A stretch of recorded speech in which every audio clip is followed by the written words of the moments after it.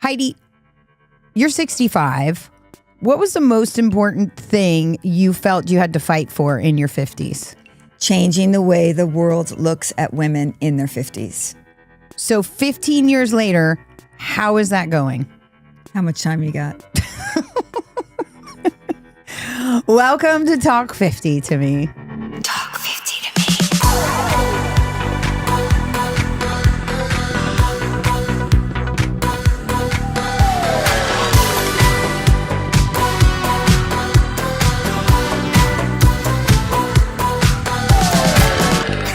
Let's do it again. How much time you got? So wait, 15 years later, it still hasn't fucking worked? Look where you are. You're on a podcast called Talk 50 to me. Yeah, and I'm 65. I got to fucking talk about you people all over again. I talked about you people 15 years ago. No, You I mean, people. when I turned 50, I stopped working on the TV show I was working on, and I decided that I wanted to only write about women in their 50s. And actually, it was probably about 55. And I heard nothing but crickets, crickets, crickets, and more crickets. And so I think the coolest thing about meeting you in my 60s has been it's sort of revitalized the way that I feel about being in your 50s and how important I think the decade of 50 to 60 is and how important I think this podcast is. You've inspired me, Constance. Oh, I love that because you inspire so many. But I find it interesting. I want to ask you, have you, besides me, are you also inspired by how women in their 50s are speaking up for themselves more so than they did when you were in your 50s? Yeah, it makes me feel like I was born in the wrong decade because boomers are just putting their heads in the sand for the most part. And I think Gen X is really taking charge. And again, I think it's because all of the women we fell in love watching on screen are aging and realize that they're not getting their just desserts, you know? Yeah, I do. And I do find it always an interesting conversation that you really don't know what it's like until you're in it. You can try and prepare for it, which is what we're trying to do with this podcast. We can give, it's that saying, you can lead a horse to water, but you can't force him to drink. But I think if we can give everyone the tools, it's how they use those tools, right? And I do think that if there were more women talking about the positives of 50, I wouldn't have been as scared or nervous when I got into it. And then I was like, oh my God, why is no one talking about this? Because we have all been told that after 50, everything stops. Why did we accept that narrative, do you think? Well, we've accepted every narrative we've ever been handed. It's literally baked into us since birth. I mean, all I hear from women in their 30s, 20s, 17-year-olds say to me, you make me less scared to age. That is beautiful, but so sad to be afraid to age. And it's funny now that I'm here, I don't remember being afraid to age.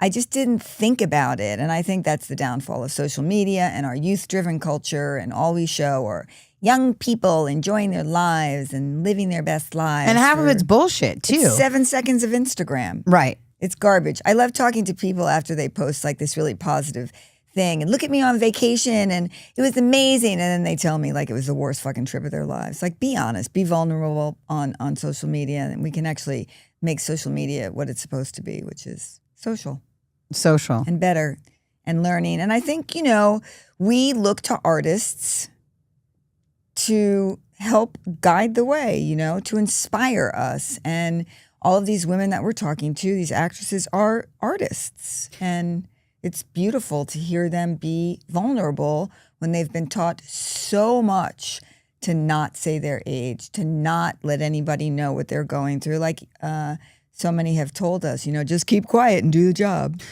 Did you have a woman specifically or women that you were looking to or talking to try and get advice from? No.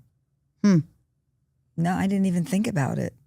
Which is so fascinating that you have now become that for all women everywhere. Even though you did not have it as an example, you were like, I have to be that example because I didn't get that. Yeah, and I never even put that thought together. Isn't that weird? Oh, you're welcome. That's why I'm here. Should we get to our guest? Yes, we should. You may know today's guest best from Alias, King of Queens, or Big Little Lies. But what she's been doing in her 50s is just as spectacular. Shining Vale, Lincoln Lawyer, Lucifer, American Horror Story, Bob's Burgers, which I'm really jealous of, SWAT, and was just cast in the new Buffy the Vampire Slayer series. She also got a star on the Sacramento Walk of Stars, got married almost 2 years ago now, and is fighting for democracy with dancing. Please welcome the marvelous Merrin Dungey. Oh my gosh, you guys. See? I love that. Thank you. Thank you. Thank you. That's what we're talking about, because we are talking about our 50s and why we need people to be more excited about their 50s. So we're going to open this up by asking you, what is your one word to describe your 50s? I'm going to speak to my Gen X people with this and say radical. Ooh, oh, I love that. Fucking radical in every sense of the word. Because it's rad to be 50. Like, I love how I feel, how I look, how I walk in the world. I love, it's a radical shift of thinking. You know, I was invited to something the other night, really dear friend's birthday, and I've been going through some stuff, like with my, there's just been a lot going on. And I said, I'm gonna be honest, I'm not coming. I love you. I'd rather do something one-on-one. Let's go have dinner. Let's go to the beach. Let's do something. Like, happy to do that. Can't do a party. Can't do small talk. I will not be there. And she was like, oh, you know, because when are we that forthright? You know, that's a radical shift in thinking. So radical. And no is a complete sentence. 100%. 100%. Do you remember like a shift when you felt that sort of epiphany happen, when you felt like, oh, I'm in a different place now? I think it started when I was 47 and I was leaving my first marriage. And it was an awakening. It was a huge awakening. I used to go get my tarot cards read with my girlfriends for our birthdays. Like, we'd all gather and we'd just do it in the summer because there's two of us in the summer. And so then everybody else, we'd go to this place in Silver Lake. And, you know, they're very much like on the clock. It's like, it's 20 minutes. You paid for 20 minutes. That's what you get. And she did my cards and she said, I'm going to stop the clock because this is the heaviest reading I have ever seen. And it was just all about the tower, burning it down, the fool, beginning again, the hanged man. Like, it was just all these really heavy cards. And all of the things actually came true. I completely just upturned my life. And I knew it's like the Wizard of Oz. Everything had been in black and white before, and then things became in full color again. Like, my life just, it was just awakening. It was an awakening sexually. It was just all these things where I all of a sudden was like, oh, I am now this person. I am now fully starting to live my life. And it was obviously difficult to leave just because of all the intricacies, not because but it was like, when I'm ready, they say when women are ready to leave their marriage, it's like they've been thinking about it for a long time. And then they're like, what? And yeah, it was like a, you know, the chrysalis and the butterfly wings have to get strong to beat it open, you know, and I was doing that, and it's painful, but it was getting through the black goo of the chrysalis. But then once I did, like, oh my God, my whole, everything, I brought color into the house. You know, my kids were like, oh my God, that new carpet's so good. Like, I just did all these things that I was allowed to be myself. I finally discovered who I was. Wow. And that all started at 47. Do you think, Heavy. Were you not yourself in your marriage? Was that part of it, or were you not yourself in yourself? Do you know what I mean? I think it's both things. I think that there was it's a many layered cake of how I got to be where I was, but I think that I had put so much energy into first being successful, being an actor, getting out there and you know, go fight, win. And so I put a lot of energy into that. And then it was like, okay, now I would like to get married and have kids and have this house and do these things. And I did all those things. And so then I could put the energy into like the children.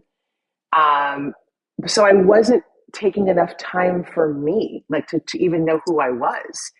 And I remember somebody from my past came in and was starting to flirt with me. And, when I started to get out of my marriage, I was like, oh, wait, I have been dead. I have been completely unseen,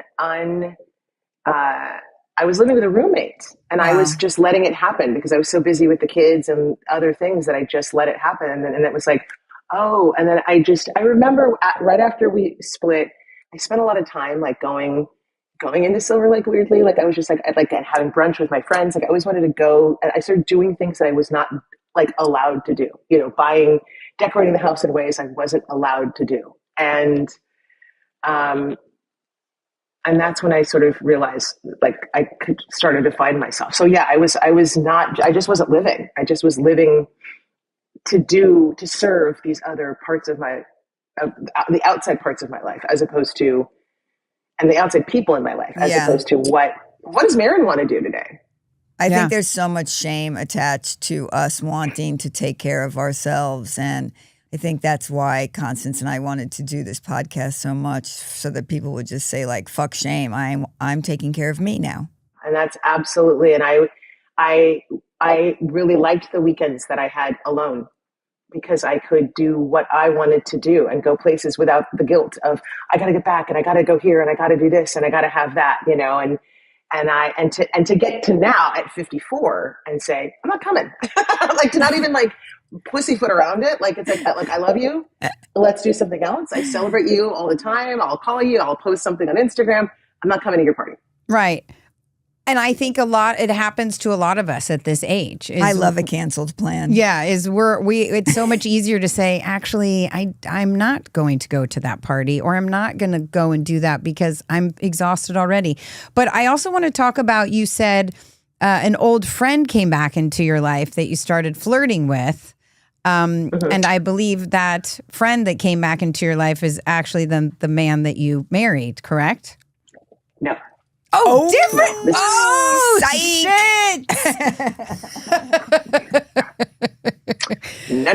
But I want it to be about, did you think that like you had just gotten divorced? Like, was there a part of you that thought you were even going to get married again, let alone find another person to attach yourself to? I think the great thing about that person coming back into my life, this old friend, made me realize how much I literally was not being seen, serviced. It was like a sexual awakening for me to say, oh my God. And so I knew that there was more. I never had any plans to get married. I just knew that this was not what love was, and this is not what I want. And I'm woefully unhappy, and I would rather be alone for the right reasons than with someone for the wrong reasons. Mm-hmm. And to show my kids, this is not, we don't do this. We take care of ourselves. And, particularly because at the time I had two young girls, like they were what, 8 and 10. I now have a girl and a boy because my youngest transitioned recently. But I just wanted them to know that this is not what love looks like. So when my husband now came back into my life, I was asked to do the radio show. Like we'd been friends since 2015. Like I'd been a fan of his since he's a radio personality, and I'd been a fan of his since he started. And so when I got I'd been asked to come on the show and promote stuff, but then they asked me in 2019 to co-host the morning show. And I was like, oh my God, this is the greatest thing. Oh my God, I'm going to be on Kevin and Bean. This is amazing. And in the studio, we were having a great time. And it was right before Thanksgiving. And I asked him what his Thanksgiving plans were. And he said, well, now that I'm divorced, I'll probably go to my ex's because of the kids. And it was like the Contra Zoom in Jaws when they open the beaches. And I was like, oh my God, it's you. Oh, this whole time. Wow. It's you. You've been in my ear since I was 18 years old. And like I remember, I would when I'd go out of the country, I had a radio app, and I would play that in, just so I still felt like I could listen to Kevin and Bean, and I was still with my people. I've been listening to this guy for 30 fucking years, and here it's you. I've been looking for you and everyone else. The universe is so interesting, isn't she? Yeah. She really is. But you have to be awake. You have to pay attention. Yes. Yeah. Are you, what's the difference between you in your first marriage and the you in marriage at 50s? Who are you now in this marriage that's different? Happy. Happy. Really, really, really happy. And we, it's truly like a slumber party every day. Like it's truly that thing of, we text and talk all the time. Like there's just, we want to be together and spend time together. And, my favorite time of the day is dinner's done. We're on the couch, we're watching our shows, like it's, I just didn't have that. I had an agenda before. It was marriage and kids, and I had an agenda, and neither one of us thought we would ever get married again. And the only reason we got married was that I had 2 young daughters, and I said, I am a Black woman with 2 Black daughters. We don't live with mom's boyfriends. Like we just don't do that. So I don't want them to think that that's what we do, because it's not good. So we can continue to do this, and you live elsewhere, or we get married. It's simply that. And he was like, all right. So that's really what we did. I think that's a power. I think the 50s gives us that power to basically know exactly what we need and what we want, and not afraid to ask for it. Ask for it. Yeah. Completely. Yes. Yeah. And I feel that we're all I'm so glad that you guys are doing this, because it's instructional. It's like we're passing it on, the permission that we have to, women are going to save this country. Women are going to save, because we're going to save each other. Right. Well, also because the generations before us weren't exactly the best examples of women supporting women. How dare you talk about me like that? Which, Heidi is on the end of. Heidi's a boomer. Even though we've adopted her as Gen X. We talk about this all the time. But I will say, I do want to talk about how wonderfully outspoken you have been in using your platform to speak out about all of the horrible things that are happening around the world. And I'm wondering have you found that it's in your 50s that you have found this extra power to speak that you might not have had in your 40s? And if so, is it just from age and experience, or is it just the zero fucks given attitude? I think it's a combination. We don't have any more time to waste. The wolf is at our door, and, having a trans son, the wolf is really at my door. Like we all are experiencing grocery prices and gas prices, and, we're all experiencing some doom. But it's so bad what they are doing to trans kids, in the way they're muting them, and so and trying to destroy them and blame them. It's crazy, so I think that there is the fierce fighting. I cannot pause. I cannot get my foot off the gas, because I'm afraid. I'm afraid of where we're going and what's happening. And I also think that, because of where I am, I know when to, what I'm trying to do now is I put my foot on the gas during the week, and then I don't do social media on the weekends. I have to turn it off. Maybe I'll go to my messages that are personal, but I won't doom scroll, because I have to turn it off for a second. It's just too heavy. I can't sleep. Mm-hmm. None of us are sleeping. We're in menopause, but I don't need to add noise to the 3 a.m. And I'm also being fed. In my 40s, in my other relationship, I was trying to do all for everyone. And I have somebody now who will rub my feet at night, or, I have this extra blanket, and he likes to put it over me, on the top of the, he tucks me in, there's there's ways that we care for each other, you know, and we're being like filled up with somebody else is holding me, and I am holding him, so we can take care of each other. You know, he was the one who was like, I think maybe you don't need the social media on the weekends. I think you're right. You know, and I try and have one day a weekend that I don't have a clock, where it's not like we have to go somewhere immediately, you know, and I can get up and have my coffee and it's learning self-care. You know, when have I, you know, Gen Z is really good at that, actually.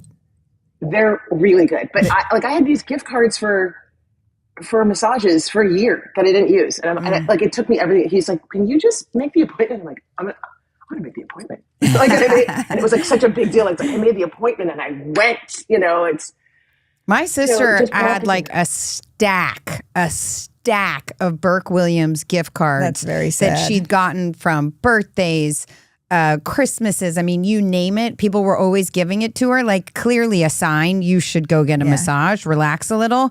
And she still wouldn't do it. And she did not start redeeming those gift cards until she was in her 50s, even though she had been collecting them for years leading up to her 50s. That's crazy bananas.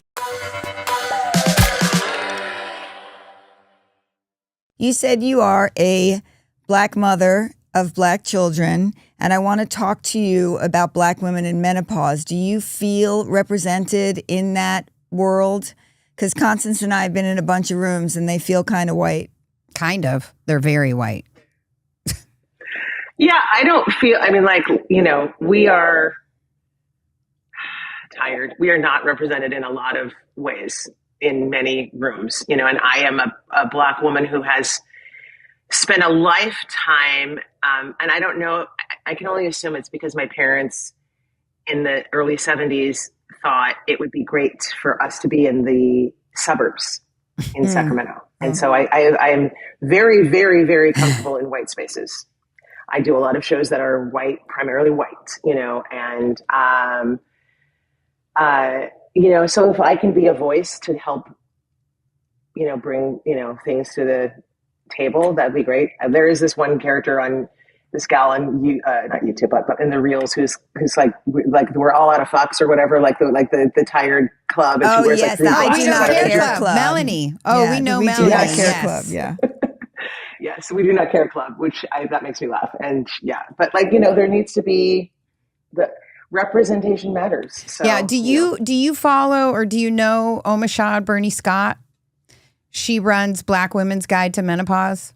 No, I did not know. She's fucking phenomenal. Yeah. And I highly recommend her. And we're going to try and get her on here Yeah, too. we need more of that for sure. Yeah. She's amazing because I, you know, yes, I'm in this space now, which I never knew I would be. And I am finding a lot of lack in that. So I think it's all ethnicities. Like it's like it's you know it's like there's not a Latina, you know, representation. There's not like a lot of Asian representation. Like we're just not like, but I know It's 2020 fucking 5. For I know, fuck's but sakes. but Like, also let's be real. The menopause conversation has only been happening, and we talk about this word allowed. It's the first time we've been allowed to talk about this shit, and it's only been a year. So it's baby steps, but at least it's happening, right? this is true. yes, Yeah. absolutely. This is true. All right. So, who do you look for? I mean, who do you look to for advice about aging or menopause or any of those topics? That is a very good question, because I don't know that there is one, or like, I mean, there's the Dr. Mary Claire has some great stuff out there. There's a lot of different sources right now. Like, you know, Glennon Doyle, they talk about it a little bit. There isn't one specific thing that I can, you know, other than Dr. Mary Claire, because she has a lot of really good stuff. Yeah.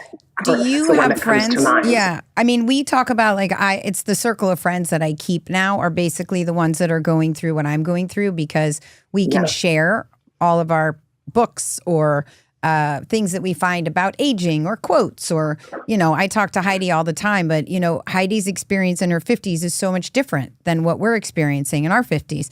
So we're kind of learning from each other back and forth, which I find great. But so do you get advice about, like in this industry, about aging and moving those conversations forward, or are you at the forefront of it in your group? I think I'm at the forefront. I'm certainly I have one other friend who's maybe a little older, a couple of friends that are a little older than me. And like, we're all kind of talking about it,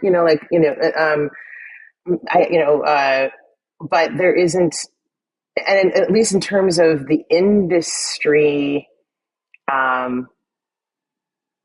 that I have not had that conversation really, you know what I'm saying? And I don't feel, at least I'm luckily enough that it has affected what I'm doing or what's open to me. I know that there was a lot of shift in the 40s for some of my Caucasian female counterparts who were really cooking in the pilot department when we used to have pilot season. And then everything sort of like really shifted for them. And so I've just been kind of on a steady path, but I also haven't been in the like ingenue path. I was always character. So like that, when you have that, it just kind of, it luckily keeps going. Yeah. I was told that character actors are the only ones who are allowed to age. Yes. Yes. I mean, that's true. What are you manifesting? What are you manifesting for yourself for the rest of your 50s? I did want to add one more quick thing about the business, is that at 54, I've been asked for the first time to play a love interest on a show. Yes. The first time. Nice. So that's kind of cool. I'm very happy to hear that. I'm very happy to hear that. That's progress. Thank you. It is. Mm-hmm. It's so crazy. At any rate, what am I manifesting for myself in my 50s? Well, I think one of the things that sort of like I've been working on and is starting to really come through is to really love how I look, like, and that's why I complimented you, Heidi, in the beginning. Like, I love your videos about trying stuff on and putting it together and just feeling really comfortable in my body and going and loving, this is who I am. This is, thank you so much. I can go home now. Thank you. I appreciate it. The checks in the mail. But yeah, just to feel really sexy and confident. I feel sexier and confident than I've ever felt. That's amazing. I will tell you, I just got I'm getting a whole new shipment of sexy underwear that I've never had. I've been wearing like really boring underwear, and because I thought, I'm single, I don't need sexy underwear, and I'm literally getting like a boatload of sexy underwear to wear for myself that you might need to share with me, because I would like some sexy underwear. Absolutely. Hello. Wait, right? Who doesn't want sexy underwear? What advice do you have for the next generation of women? Taking time for yourself, like we were talking about with the gift cards and the coffee and the like. You can't know yourself if you don't take time to love yourself. Yeah. And I think taking time to love yourself is taking time for yourself, whether it is allowing yourself to get the massage, allowing yourself to read your book, allowing yourself to, we had my friends over for a dinner party the other day because my daughter might start babysitting them. So we wanted everybody to meet, and they brought their 2-year-old. And I bought this bubble machine for $16 right off him because I wanted to like give something, for her to like, first of all, it's the best goddamn bubble machine. It fucking, my whole yard was like, whirr. And you know what I do? I have bubble time now. I turn that thing on in the afternoon and like just spend time in the sun with my bubble machine. Yeah. Bubbles bring joy. Like, bubbles bring joy. And my kids laugh at me. They're like, are you having bubble time now? I'm like, I'm having bubble time.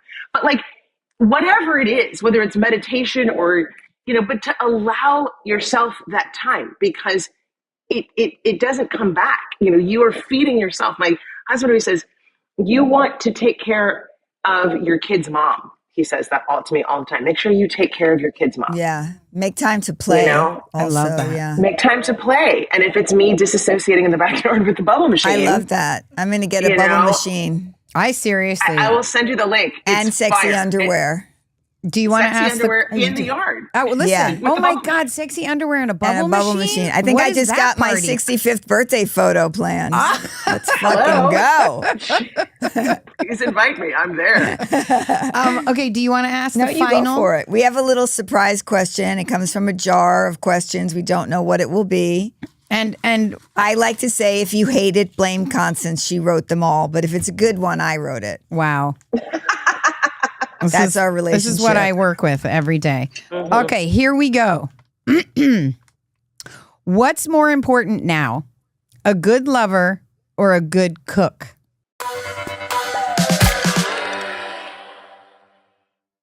What's more important now? A good lover or a good cook? Lover. Good lover, because a lover is many things. You know, it's not just, sexual. It's putting the blanket on top of me. It is, rubbing my feet. It is, knowing, Kevin is always, he's very thoughtful. He's always been very, very thoughtful, whether, in gift giving or just, well, I thought you needed that, just having a good lover, somebody who understands you and knows how to care for you. That's awesome. Yeah, because you can always get a good meal with DoorDash. A good. Hi, what the fuck is Uber Eats for? If not, hello. Plus, a good lover knows how to cook, if you know what I'm saying. Oh, burn chicken bow now. Merrin, Okay. thank you so much for joining us today. We've loved having you. You Oh are my God, this is a delight. our ingenue. Yeah. Always. Love you so much. Thank you for being here. And thank you for really all you do, speaking out about all of it. Because we all need our voices to be heard. Yeah, absolutely. Thank you guys. Bye. Thank love you. Bye now. Bye. Love you. So I feel like she inspired me to go back and listen to a lot of my tarot card readings and some of psychics that I went to, because I think I wasn't ready to hear what they were telling me. And I believe that a lot of what they told me has happened. My psychic has never been wrong. She is my spiritual advisor. She's my therapist. She's the first person I call when I'm going through something. I'm like, let's roll some cards and see what's up. I believe that there are people, there's no such thing as time or space, and there are people out there that can see the future because it's already happened. We just have to figure out how to get there in certain situations. But I love that Merrin's psychic basically got her, some random tarot card reader got her to realize she needed to leave her marriage. And that's so hard and scary. And Yeah, because I've always looked at a psychic as somebody that is and I'm going to forget the word. a witch. No, not that. Somebody who is basically a stranger who knows you better than your family and the people around you, giving you advice. So it feels like unaltered. Anyways, I'll figure the word out like when I'm going to sleep tonight. But I've always found it helpful because it's them seeing you for who you are. It's also weirdly. someone telling you stuff you know. Yeah. But when you hear it from a total stranger, it's like, fuck, it is right. I do need to leave my marriage. You know it all. It's in you. Yeah. But when you hear it from a total stranger, yeah. But I also love, and for me, it's playful, which is the other thing that she talked about, which I love all of her stuff about finding time to play and bubble machines. And I'm going to get everybody sexy underwear and a bubble machine for the holidays. I'm right here. You just told me my present. I already gave you your present. We made homemade. I am your gift. That's true. But we made homemade bubbles and gave them out in glass jars for like Coco's, I want to say like fourth or fifth birthday. And I remember it was one of the greatest joys. Like I still have a video of Coco blowing bubbles for the first time through a bubble wand. And it's that magic that we can't explain. We know it's dish soap and water, and the two together create this magical art that reflects light, that can be big and small and one lasts longer than the other. And I think today's message is get some bubbles. Let's get some bubbles. I wanted to do a few shout outs to our Instagram followers who have some really good one-word answers for summing up their 50s. Yale-ka had 2, but they're so good. Boundary Enforcer. Ooh, that sounds like a name of a good movie. Good band name, too. Deborah Brighton said, confused. Hi, Deb. I love you. I miss you. And Reanimator said, ignored, which is been there, done that. We need to fix that. That's why we started the podcast, because we will not be ignored. We see you, we hear you, we thank you for joining us today. Yes, we do thank you, because we wouldn't be here without you. Yeah. So we need you. And we need you to hear us. Hear us, hear you. Or something like that. Wow. I don't know. If you'd like more Talk 50 to Me, follow us on Instagram at Talk 50 to Me. Subscribe to our email list to get Talk 50 to Me updates and announcements. Have a question? DM us on IG or email us at talk50tomepod@gmail.com. And remember to like and subscribe wherever you find your favorite podcasts, because sharing is caring. See you next Tuesday. Bye now. Talk 50 to Me with Heidi Clements and Constance Zimmer is produced by Alex Beatty, recording engineer Aaliyah Walker, editing by Zaleen Hassi, music by Matt Friedman, production services provided by A4S Podcast Studios, a Talk 50 to Me LLC production distributed by the Forward Network.